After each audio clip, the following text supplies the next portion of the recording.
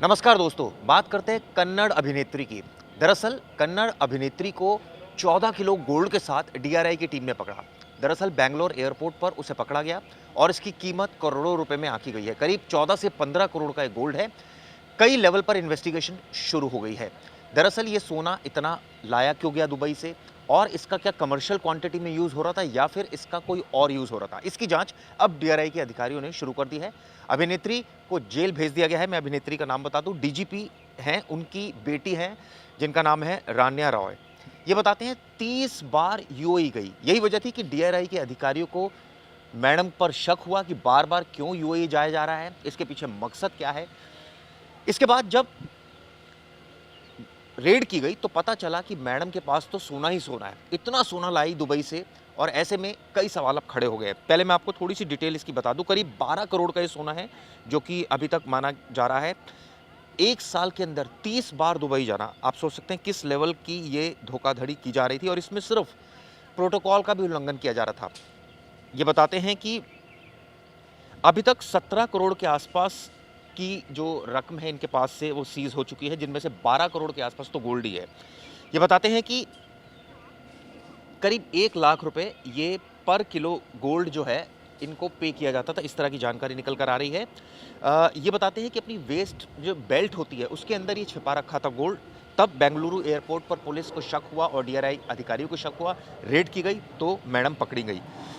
सिर्फ इतना ही नहीं, इनके जो डीजीपी जो पिताजी हैं उनका नाम है रामचंद्र राव। वो इस समय जो है वो हाउसिंग डेवलपमेंट के महानिदेशक हैं।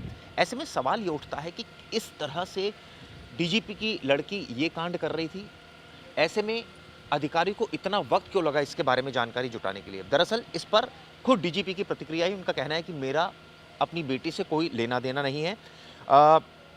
ये बताते हैं कि फिलहाल कई लेवल पर इन्वेस्टिगेशन शुरू हो गई। ये बताते हैं 3 फिल्मों में इन्होंने काम किया है, दुबई 30 बार गई, इसके अलावा ह्यूज गोल्ड लेकर आई। ये भी पता चला है कि करीब पर ट्रिप, जो एक ट्रिप से जितना गोल्ड लाती थी 12 से 13 लाख रुपए कमाती थी।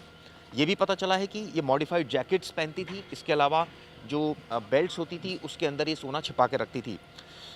काफ़ी दिनों से डीआरआई के अधिकारियों को मैडम पर शक था, क्योंकि लगातार जब इतनी बार विजिट कोई आदमी करता है एक पर्टिकुलर कंट्री में तो जाहिर तौर पर उस पर निगाह डीआरआई के अधिकारी रखते हैं और इसी सेंस में इस पर निगाह रखी जा रही थी। अब सवाल ये उठता है कि गोल्ड किसको दिया जा रहा था। क्या इसमें कोई पॉलिटिशियन इन्वॉल्व है, कोई ब्यूरोक्रेट इन्वॉल्व है या फिर कोई और इन्वॉल्व है। इन तमाम लेवल पर जो इन्वेस्टिगेशन है वो शुरू हो गई है। लेकिन मैं आपको बता दूं, इसमें जो सबसे ज़्यादा चौंकाने वाली बात वो ये है कि जो पर ट्रिप करीब 12 से 15 लाख रुपए मिलना, 30 बार यूएई जाना और ऐसे में 5 चीज़ें और इसमें निकल कर सामने आ रही है।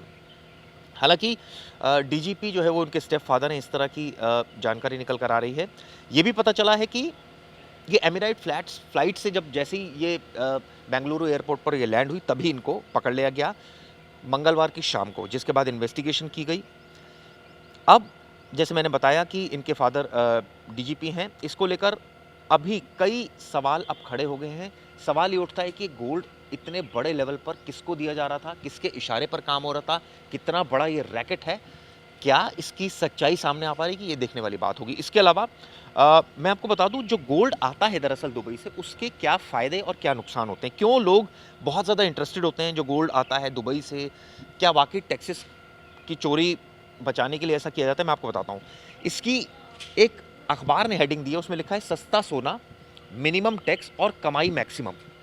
यानी कि बहुत सस्ता है वहाँ सोना दुबई में, इसके अलावा मिनिमम टैक्स देना पड़ता है और यहाँ पर कमाई बहुत ज़्यादा है। और यहाँ चूँकि चोरी छुपे जब लाया जाता है तो नेचुरल सी बात है कि यहाँ वो टैक्सेस बचा दिए जाते हैं और गोल्ड में मुनाफा जो है वो काफ़ी होता है। इससे सरकार को रेवेन्यू का लॉस होता है और कहीं ना कहीं जो तस्कर है उनको फ़ायदा होता है। भारत के लोगों को दुबई का सोना इतना सोना क्यों लगता है, इसके बारे में भी साफ है कि भारत के मुकाबले दुबई में सोने की जो कीमत है वो काफ़ी कम है। गल्फ के देशों में सोने पर बहुत कम टैक्स लगता है, जबकि भारत में कई तरह के ड्यूटी और टैक्स देने पड़ते हैं और इसी वजह से तस्कर दुबई से चोरी छिपे सस्ता सोना लाकर भारत में मोटे पैसे कमाते हैं। ये दरअसल एक मॉडस ऑपरेंडी है जिस तरह से ये पूरा मामला चल रहा है। सवाल ये उठती है कि क्या ये कोई पहला वाकया? नहीं, कई वाकये होते हैं। इसमें कस्टम के अधिकारी मिले होते हैं, एयरपोर्ट के अधिकारी मिले होते हैं, क्योंकि ये कोई पहली मर्तबा नहीं है जब इस तरह से सोना आ रहा है यहाँ पर भारत में।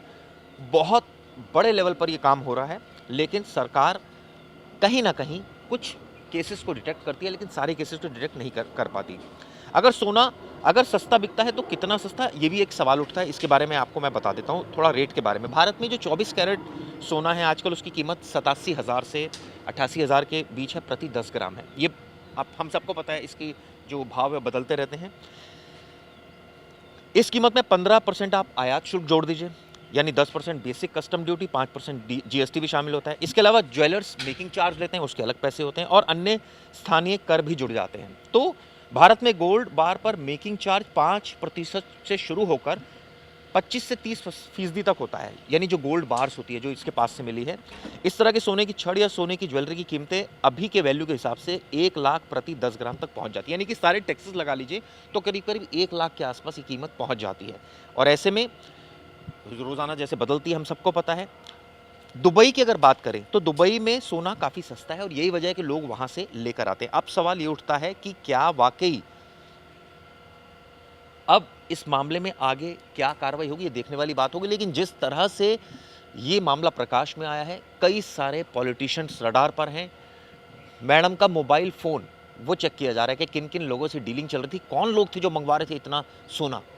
हर एक एंगल से मामले की जांच की जा रही है। ये वीडियो कैसी लगी दोस्तों, ज़रूर बताइएगा। शुक्रिया।